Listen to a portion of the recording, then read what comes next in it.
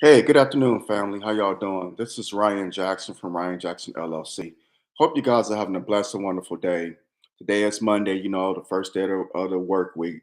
And you know what they say about Monday, Murphy's Law. But we're not going to even put that in the universe. We're not going to even put that out there. I hope y'all are having a blessed and wonderful day. And the likelihood that you're not, always know that tough times don't last, tough people do. Keep your hope and faith in Allah, God, and He will see you through. I can definitely bear witness to that. I know 49ers fans are not having a good day today. And just keep your hope and faith and trust in Allah too, even though it's about sports. But, and I'm having a little humor at y'all expense. But I'm serious, it's, hey, y'all made it to the Super Bowl. So, and which leads me to starting up this video. So we all saw the Super Bowl yesterday. Well, most of us. Super Bowl 58 in Sin City, Las Vegas, a city that I have no love for, no desire for. It's just, I'm just not a big fan of Las Vegas. Yeah, man. How's it going, brother? Super Bowl was so scripted. Yeah, I said the same thing. It was like WWE. It really was. Um, But Super Bowl 58, the Chiefs and Niners went to overtime, and the Chiefs pulled it off. So, congratulations to them. This was one of those Super Bowls where I didn't care. I didn't want the 49ers. Okay, let me put it like this.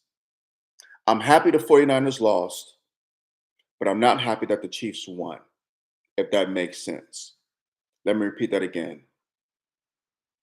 I'm happy that the 49ers lost, but I'm not happy that the Chiefs won. My Detroit Lions should have been there.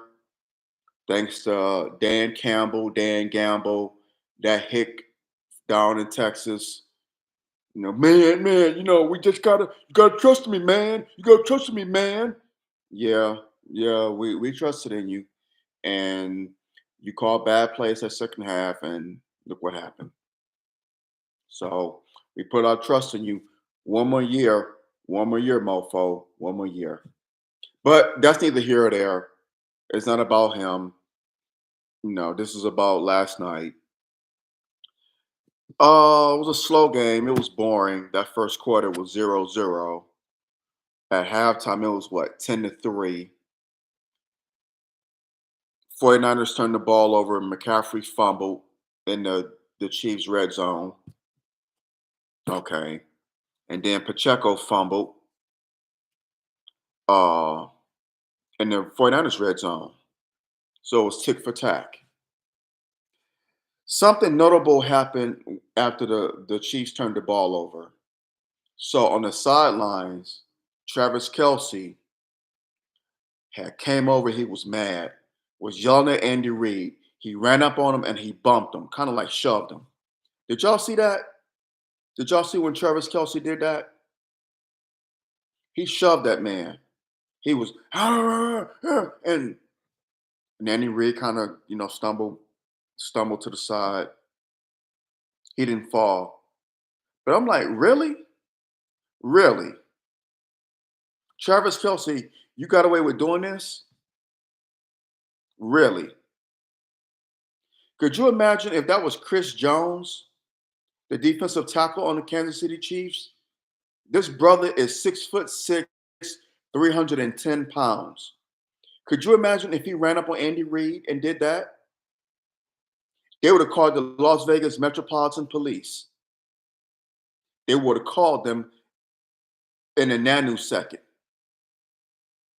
and escorted his ass off the field. Am I right or am I absolutely right? If Chris Jones would have done what Travis Kelsey did to Andy Reid, he would have gotten arrested in a nanosecond.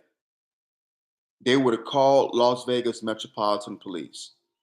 This large, big black man, he ran up on Coach Andy Reid and he shoved him, and they would have fabricated. He tried to swing on him, and oh, he's hurt. Oh, hurry, hurry. They would have had Las Vegas Metropolitan Police SWAT and officers converge on the field and arrest Chris Jones right then and there. Think I'm lying. But Travis Kelsey gets away with it. He was emotional. It was not an act of selfishness. These are Andy Reid's words when he was asked about it after the game. He's emotional. It was not an act of selfishness. Is that right? Really? Could have fooled me, but it's Travis Kelsey, a white boy who has a fade. That's another story. And he's dating the NFL darling Taylor Swift. They might have showed her what 10 times last night. And I know people, say, with Trump supporters and MAGA supporters complaining about Taylor Swift, being shown on TV. I'm gonna agree with them. I'm not a MAGA supporter, but I'm gonna agree with them. It's too much. It was cute the first month that they did it. It was cute. Okay. Ha ha he he. Okay. That's cute. Taylor Swift and Travis Kelsey dating. Okay, okay. Whenever he scores a touchdown, y'all show her. Okay, that's cute. But they kept doing it. They kept doing it. Over the last few months, they have kept this shit going. And it's getting annoying. It's taken away from the game. Now, I will tell you this: it's smart marketing on a part of the NFL and Taylor Swift to the point of 300 and what $31 billion. It's probably more than that since the Super Bowl. But at the time before the Super Bowl, it was $331, $331 billion in marketing. So smart moves on both of their part. But for the average football fan, it's annoying. Every time Travis Kelsey catches a pass, they got to show Taylor Swift. And the Swifties was Ice Spice and somebody else. I can't remember who else it was. But it's like, come on, enough. Enough is enough. Enough is enough. Stop it. Enough is enough. But again, just my opinion. It's annoying. Hit that thumbs up button, smash that thumbs up button down. Hit the subscribe button so you get notifications of when I do videos on here. Just annoying. And that was just in the second quarter. Halftime or the halftime show. What everybody's looking forward to. Usher, like Ludacris said, Usher. He performed. Alicia Keys was there. Her, who's from Vallejo, which is about 45 minutes to the east of where I live. Yeah, Vallejo. Oh, to the north. Yeah, to the north. I'm sorry. Vallejo, California, which is where E40, the Click, Be Legit, they all from there. Vallejo, California. She made an appearance. Ludacris made an appearance. Jermaine Dupri. Jermaine Dupri. Did y'all see what this Negro had on? Did y'all see what this little leprechaun Negro had on? Jermaine Dupri out there looking like little orphan Annie. What was up with the little girl anklets? The little girl dress socks. He looked like my sister on Easter Sunday in 1985. That's who Jermaine Dupri reminded me of. My little sister's outfit on Easter Sunday in 1985. The dress with the with the dress anklet socks. and the Marianne shoes, the Mary Jane shoes, excuse me, the Mary Jane shoes. What the hell was that? Did y'all see this? What the hell was that? Really? Really? This is what we doing now? Wow. Wow, wow, wow. Interesting. Interesting. Interesting. And then Usher was on roller skates. He was hugged up all on Alicia Keys. I said, yeah, Ludacris is out there, her, Jermaine Dupri. All that halftime show was, and I said this on social media, all that halftime show was a 2004 Atlanta club scene 20 years later. I'm going to repeat that again. That halftime show was nothing but a 2004 Atlanta club scene 20 years later. That's all it was. If they would have done that in 2004, 2005, okay. But you're doing it 20 years later in 2024. You playing your hit songs from 2024. Yeah, yeah, yeah, yeah. It's like, dude, the halftime shows has been the greatest as far as I'm concerned. Michael Jackson in 93 at the Rose Bowl in Pasadena, and Prince in 2007 at the well, it was then Pro Player Stadium in Miami Gardens. Them two halftime shows were the greatest. MJ, the great, the king of pop, Michael Jackson, and Prince. Those were the two greatest halftime shows as far as I'm concerned. Usher, that halftime show was lame. I wouldn't pay 25 cents and 2 packs of now and laters. Y'all remember the candy now and laters back in the day? I wouldn't pay 25 cents and a pack and 2 packs of now and laters to see Usher perform. That's just me. That halftime show was lame. Lame, lame, lame. Lame, lame, lame, lame, lame. L7. It really was.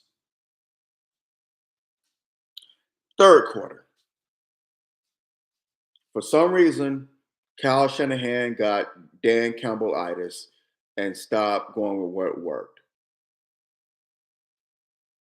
The 49ers went 3-and-out. They wanted to pass the damn ball. Running the ball. Christian McCaffrey. He was wearing y'all defense. He was wearing them down. But Kyle Shanahan did Kyle Shanahan stuff. Do y'all remember when he was offensive coordinator for the Atlanta Falcons years ago? The 28-3 lead, the 28-3 lead against the Patriots in Houston. Y'all remember what happened? Y'all remember what happened? Need I say more? 4 years ago, against these same Kansas City Chiefs, you had a 10-point lead with 8 minutes left in the game. Chiefs came back and won.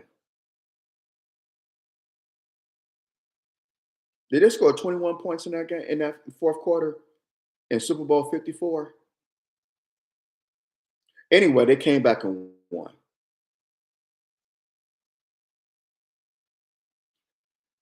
Kyle Shanahan, well, Kyle Shanahan got Dan Campbell-itis, got reverted back to the old Kyle Shanahan. Wanted to throw the ball. 3-and-outs.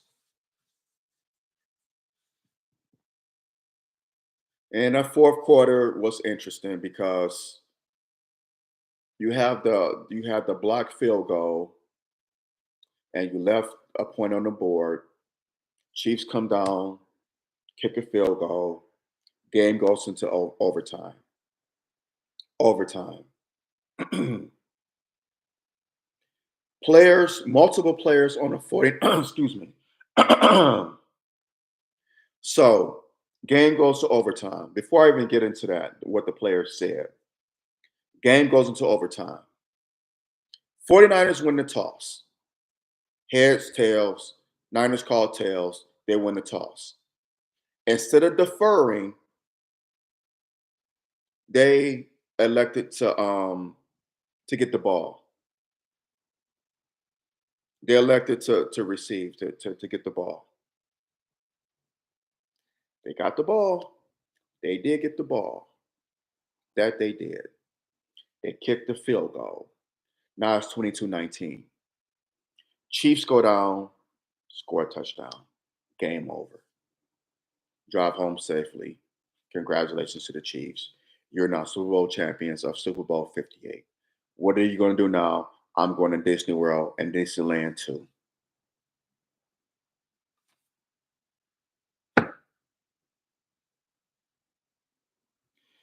The NFL has changed the overtime rules over the last couple of years. The players on the 49ers, multiple players on the 49ers, said that they did not know the new overtime rules. I'm not making this up. This is from their lips. They said they did not know the new rules in overtime. Players on the 49ers said this. How in the hell do you have 2 weeks to prepare for the biggest game in your career and your asses don't know the rules in overtime? Are you kidding me? Um, was it Fred Warner? I forgot who it was. They were reading the rules of overtime on the jumbotron in real time while the game was at commercial break. I don't know if it was Fred Warner, but one of the defensive players on the Niners was reading the overtime rules during commercial break in real time. Are you kidding me? What? You can't make this up. And I said this on social media. Not only does the onus fall on the players, but it should fall on Kyle Shanahan too. The players are not the only ones that should shoulder the blame. Kyle Shanahan should too. More so him. You're supposed to dictate these rules to your team. You never know. Super Bowl, anything goes. Hey guys, we go to overtime. Both teams do get the football. It's not that they go down the field and score the game over. No, that's no longer the case. They go down the field, they score. We get the ball back. We have to score. If they stop us on 4 downs, that's the end of the game. We lose. If they score, we get the ball. And that's what happened because the Niners did score. Granted, it was a field goal. They did score first. But guess what the Chiefs did? They marched on the field 75 yards and they scored a touchdown. Game over. Drive home safely. Congratulations to the Kansas City Chiefs. You're now Super Bowl 58 champions. What are you going to do next? I'm going to Disney World. I'm going to Disneyland too. How the hell? And Kyle Shanahan deserves all the blame because if they win, he gets the glory. If they lose, he deserves the blame, and his ass deserves all the blame. You need to dictate that to your players. That falls on the head coach. That's on Kyle Shanahan. Yes, the players should shoulder some blame, but the head coach should shoulder some blame too, if not more so. How can you not? That's embarrassing. Stephen A. Smith is right about that. That's embarrassing. That's a joke. That is absolutely unequivocally embarrassing. That is insane. That is insane. I wouldn't even said that. I would have said, you know what? Um, I wouldn't even because you make yourself look stupid.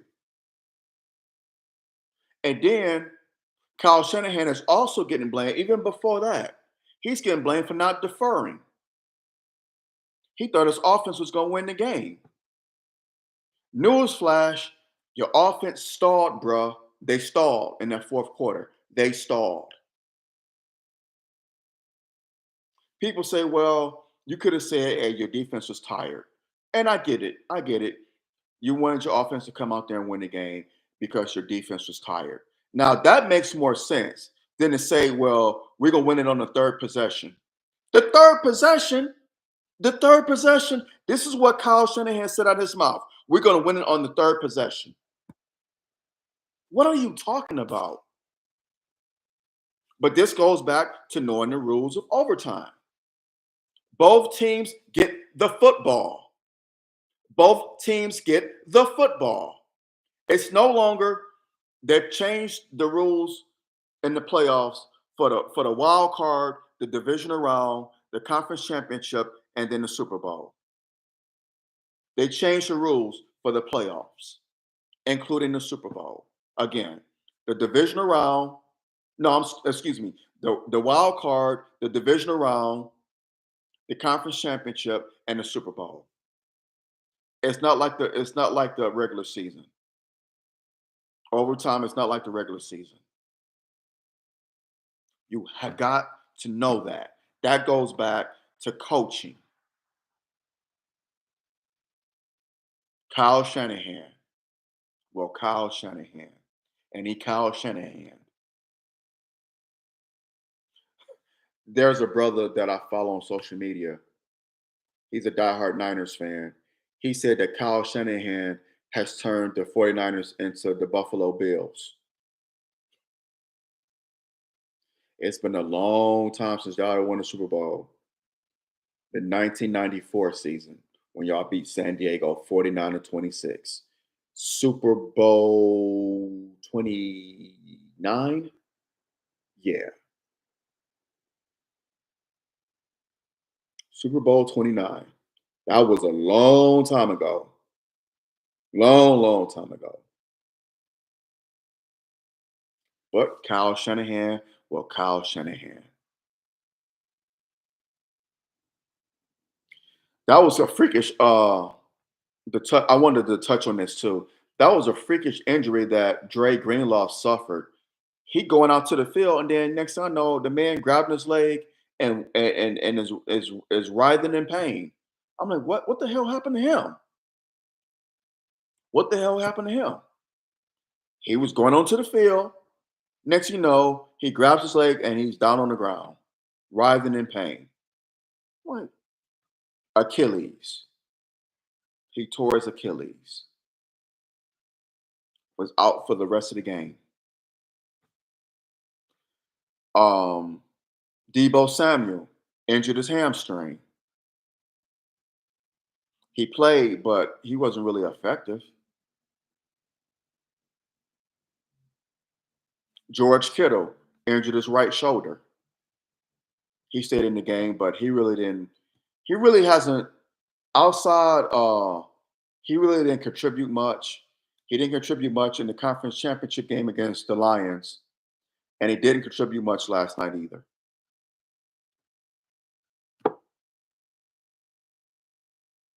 So, and can we stop anointing Brock Purdy the next great white hope? I get it. He was Mr. Irrelevant. I get it. You know, the last pick in the 2023 draft. I'm sorry, the 2022 draft. The very last pick, Mr. Irrelevant, in the 2022 draft. I get it.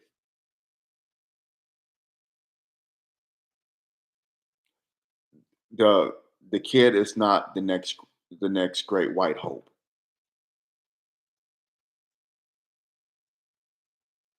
He's been put in precarious positions and lucky. He's been put in great positions.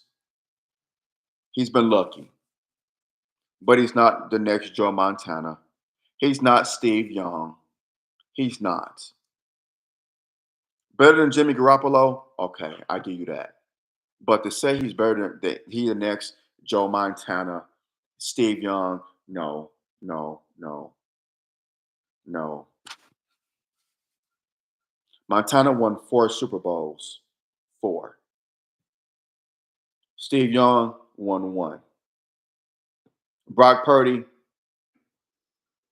who knows? He may get there again, but in this age of free agency, it's not the same like it was decades ago because the money now is greater than it was in the 1980s and in the early 90s.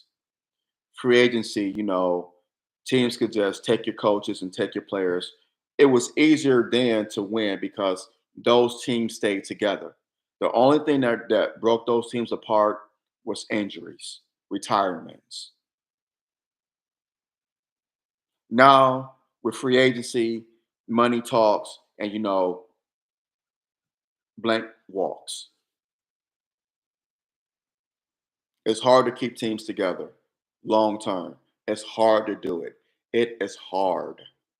That's why the 49ers were able to have a dynasty in the 80s, the Cowboys in the early 90s, the Steelers in the 70s. It was easier to keep those teams together. Now, people taking people's coaches, teams taking people's coordinators, they go into college, they go into other teams. It's hard to keep that cohesiveness together. So it's going to be hard for the 49ers to get back there next year. My Detroit Lions are coming up. That's right, my Detroit Lions. Dan Campbell, one more year, you hick. One more year, get it right. Lions should be there next year. The Packers are going to be better. Um, Atlanta is going to be better with Raheem Morris down there. The Cowboys will be in the playoffs. Okay, hold him. The Eagles will be in the playoffs. Hold him. So it's going to be tough. It's going to be tough. The LA Chargers are going to be better. So you got teams up and coming. The Raiders are going to be better. Up and coming teams. The Ravens are going to be there. They should have went this year, but that's another story for another day. Could y'all imagine if Lamar Jackson had Mike Evans and Kyle Pitts on his roster throwing the ball to them? The Chiefs wouldn't stand a chance. If Lamar Jackson had Mike Evans to throw to, Kyle Pitts, the tight end for the Falcons, could you imagine the damage he could do? He had weapons to throw to. A Mike Evans, Kyle Pitts. The Chiefs wouldn't have stood a chance. The Ravens easily go to the Super Bowl. Easily. Mike Evans is a free agent, so hey, Ravens, y'all need to be blowing up his phone. Y'all need to be blowing up his phone all day, every day. Blow up that man's phone. But we shall see. But in a nutshell, Super Bowl 58, like my good brother Steph Carlos said, it was scripted WWE. It was a joke. That the first quarter was boring. The first half was boring. The game got a little better, but I mean, come on. It would have been more exciting had it been the Ravens and Lions, my Detroit Lions,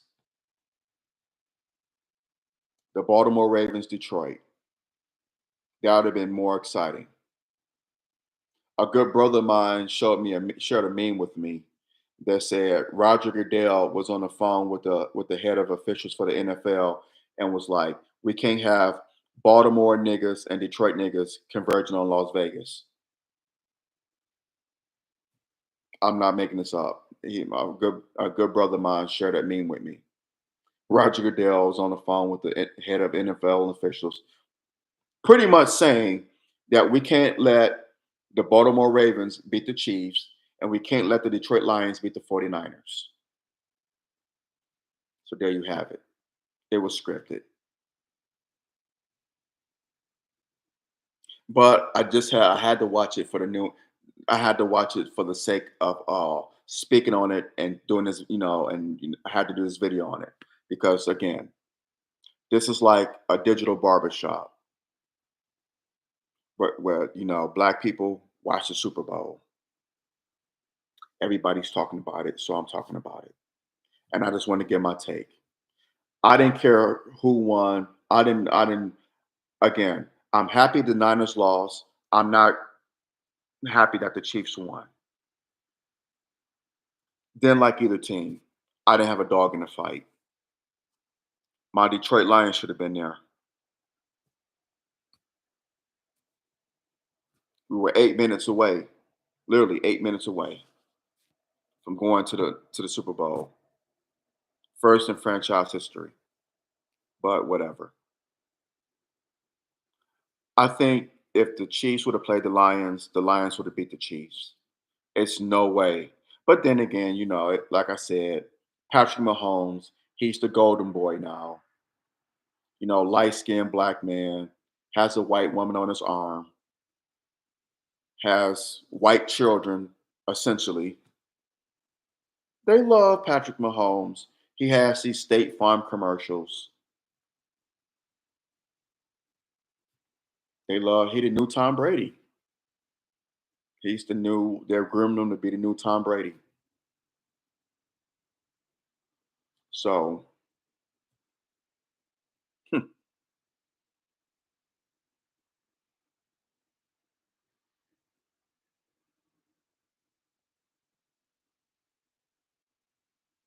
they tolerate Patrick Mahomes at the end of the day. He's still a, yeah, so to speak. But Patrick Mahomes, they he's a white man. I mean, yes, his dad is black, his mom is white. I get it, but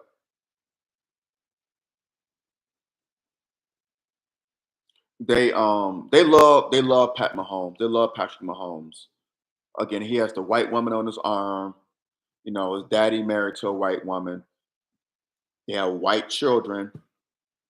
Those children look white. So they love Patrick Mahomes. Again, you're right though. They tolerate him, but that's because he plays by the rules. He speaks well. He speaks very, very well. He speaks so well. Yeah, he speaks well. He speaks very well. Yes, yes. We come out, we play a good game. And we're just he makes white people comfortable. That's what it is. It's all about white America's comfort level, and Patrick Mahomes makes them comfortable. Like Jamie Foxx said in that Def Jam stand up he did decades ago, he makes them comfortable. He makes them comfortable. They can invite him to their dinner table. They can invite Patrick Mahomes to their dinner table. He could date their daughter. Well, he's dating a white woman. Well, he's married to a white woman. He could come, over. They can have a beer with him, have a brewski with him, talk to him. He's one of the good ones. He's one of the good ones. Dak Prescott, he's one of the good ones. After all, he plays for a franchise that was once considered America's team. Dak Prescott, he cowered doing when Kaepernick was doing a protest. He cowered because his Master Jerry, said, "Boy, you niggers, you bet not kneel during the national anthem. I'll fire you." Y'all remember when Jerry Jones said that? Y'all remember when Jerry Jones said that? He said it. If any member of the Dallas Cowboys that kneel players, they out of here.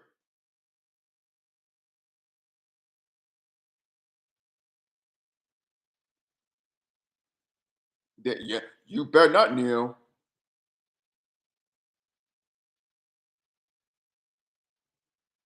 So those Negroes made white people comfortable. Lamar Jackson, he's from the deep south. I think he's from Pompano Beach, Florida. Anyone who's been to South Florida, particularly Palm Beach County, not West Palm Beach, not where Mar-a-Lago, where Trump's palace is at. I'm talking about Pompano Beach. I think that's Palm Beach County. Yeah, that's Palm Beach County. Pompano Beach. It's dirt poor. It's economically depressed. It's predominantly a predominantly black town, small town in South Florida. And Lamar Jackson comes from humble beginnings. He's a dark-skinned black man with braids, with dreads, whatever. Dark-skinned black man. He doesn't speak like this, you know. He doesn't say, "Yeah, we're gonna run the ball," like Patrick Mahomes. Well, we came out and and we did well. We did very well. The 49ers, give them credit. They played good. They played very well. But the Chiefs, we played great. We just played great. We played a great game. Travis Kelsey, that's my brother. He did great. Lamar Jackson doesn't speak that way, according to them. Now, according to them, not me, he doesn't speak so well. Chris Rock said that joke decades ago, and he's so right. Lamar Jackson doesn't make white people comfortable.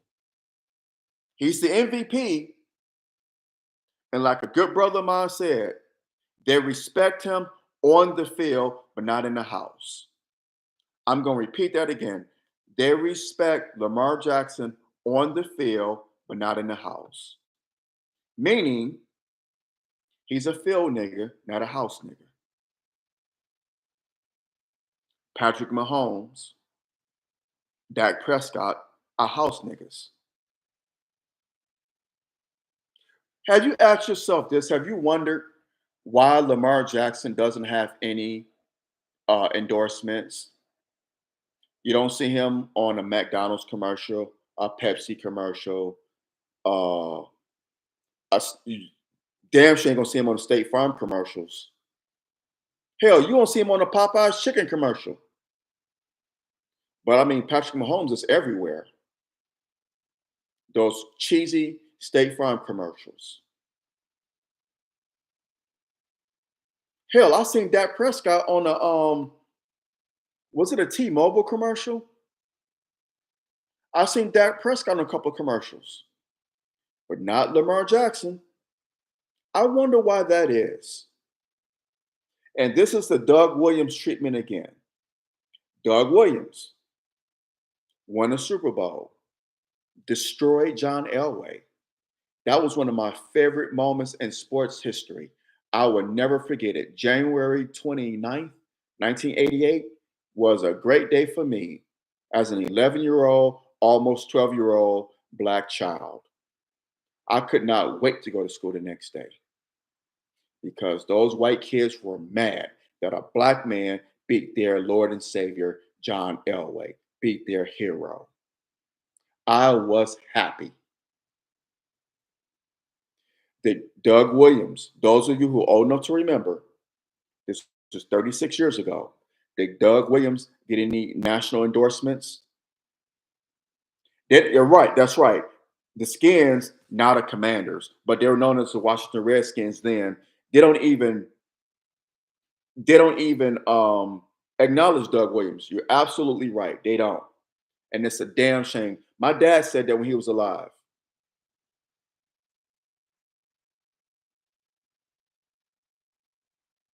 So Doug Williams didn't get any endorsements. I think he may have been on a box of Wheaties. I think he may have been. I gotta I gotta fact check that. I think he may have been on the cover of Wheaties, but he didn't get any commercials. Yeah, they did go. I'm sure they did. Patrick Mahomes and all of them State Farm commercials. State Farm is pretty much- Yeah, and the arena is named after. Oh, okay, makes sense. So it's one of those deals where, hey, Patrick Mahomes, Andy Reid, you wash our and Travis Kelsey too, because he was in the State Farm commercial. You wash our hand, we wash your hands. You wash our hands, we wash your hands. It's crazy, man. These endorsements, you cannot tell me that these corporations don't have a dog in the fight. You're gonna see Taylor Swift on the State Farm commercial. Watch, watch. You're gonna see Taylor Swift on the State Farm commercial. It would not surprise me. I may be wrong, but it would not surprise me if you see Taylor Swift and Travis Kelsey on the State Farm commercial. Do y'all remember years ago, before it was Patrick Mahomes and the Kansas City Chiefs, it was the Green Bay Packers. It was Aaron Rodgers before he, went left on them. I'm sorry, went right on them. Before he went right on them, it was Aaron Rodgers and it was Clay Matthews. Y'all remember? Aaron Rodgers and Clay Matthews were doing State Farm commercials. Now it's Patrick Mahomes, Andy Reid, and Travis Kelsey. And pretty soon it's probably going to be Taylor Swift. You cannot tell me that these corporations do not have stake in these NFL franchises, do not have a dog in the fight. They need him to win. Marketing, money. Those of you who understand money know where I'm going with this. It's all about marketing and money. State Farm Stadium, or yeah, it used to be Arrowhead. It used to be called Arrowhead, but they have a stake. I mentioned earlier in this video that Taylor Swift generated what was it? $331 billion alone. I think it was $331 billion.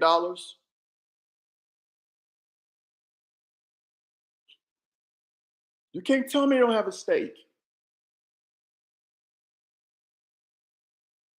It's just it's crazy. But again, those of you who understand money, who understand how the way money works in marketing, it makes perfectly great sense. It makes perfectly great sense. 200 million people watch the Super Bowl in the United States alone. Wow, that's rather low. Well, the US population is what? 385 million people in the United States? 390 million people in the United States? 200 million? That's kind of low. That's kind of low. I don't know. Could it? Is that low? I could be wrong, but that's my take on the Super Bowl. It was lame. Halftime show was even lamer. Like I said, all it was a 2004 Atlanta club scene 20 years later. That's all it was. I'm surprised Lil Jon's eyes wasn't out there. Yeah, yeah, yeah, yeah, yeah. Uh-huh. Okay. What? What? Okay. Remember when Dave Chappelle used to do that? What? What? Yeah, yeah, yeah, yeah. Okay. I'm surprised he wasn't on stage. Why not? You put Jermaine Dupri looking like little orphan Annie on there, so may as well put Lil Jon's ass up there too. Jermaine Dupri looking like little orphan Annie. Wow, that was crazy. In any event, I think I talked about this long enough. Y'all know my take on it. What's your take on it? Let me know in the chat. Let me know. Drop your comments below. Let me know. Let me know. Let me know what you think. Again, this is just my opinion, my takes on it. So let me know your take. Let me know your drop your comments and let me know what you think. What say you? Would love to hear from you. Let me know. Hit the thumbs up button, smash that thumbs up button down, hit the subscribe button so you'll get notifications when I do videos on here. So next time, y'all take care. Please support my YouTube channel and support my podcast. Please, our brother needs y'all love and support. I can't do these without y'all. So please show your brother love and support. I love y'all immensely. Y'all take care. Have a blessed and safe day. Sisters as well as brothers, beware. Beware and be aware. The devil is busy now more than ever before. So just be safe, beware, and be aware. Till next time, y'all take care. I love you, and I'll see you soon. All right, now, I'm out. Peace. Assalamu alaikum.